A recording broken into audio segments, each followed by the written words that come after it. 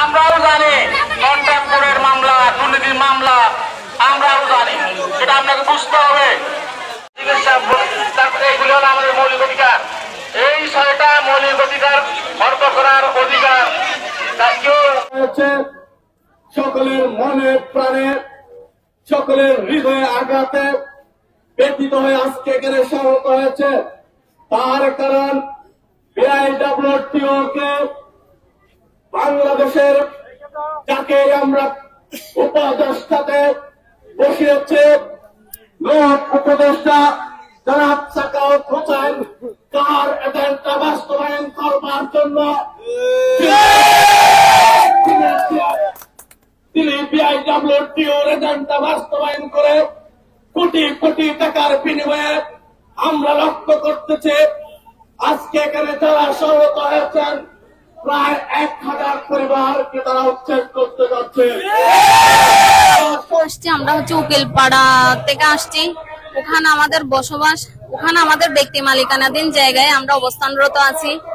গতবারের মধ্যেও ওনারা আমাদেরকে বিনা অবগত করে, আমাদেরকে কোন রকম বিনা নোটিশ দিয়ে ওনারা আমাদের ঘর বাড়িগুলো ভাঙচুর করেছে।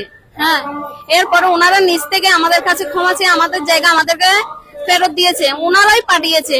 আর তাছাড়া বড় কথা হচ্ছে যে সরকার আমাদেরকে ওই জায়গায় খতিয়ান করে দিছে বিদায়, অনুমোদন দিছে বিদায় ওই জায়গায় আমরা বসবাস করতেছি। আমাদের রক্ত ঝরা টাকা, আমরা কেন অবৈধ হব? আমরা সরকারকে টাকা দিয়ে, সরকারের অনুমতি নিয়ে ওই জায়গাটা আমরা কিনেছি। ব্যক্তি মালিকানাধীন জায়গা, খতিয়ানি জায়গা। ওনারা বারবার নদী বাকালি নদী দখলদার, বাকালি নদী দখলদার বলতে বলতে শুধু ওনারা আমাদের ব্যক্তি মালিকানাধীন জায়গাটুকুই বুঝে। আসলে যারা খাস জায়গা, নদীর জায়গায় বর্তমানে বসবাস আছে, ওদেরকে বাঁচানোর জন্য হয়তো বা ওনারা এ ধরনের পায়তারা করতেছে। হ্যাঁ, আমরা সরকারকে বলতে চাই আমাদের দাবি মানতে হবে। আমরা অনেক কষ্ট করে এই জায়গাগুলো কিনে নিয়েছি। বিগত 2 বছর আগেও আমাদের উপরে হামলা করা হয়েছিল।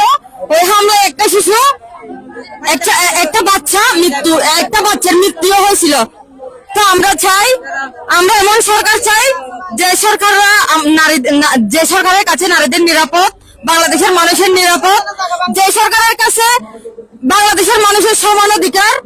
আমরা এইরকম সরকারই চাই, যে সরকারের কাছে আমরা সাহায্য পাবো, যে সরকার নারীদের সম্মান করবে, যে সরকার নারীদেরকে মা বোনদের ছুটে দেখবে।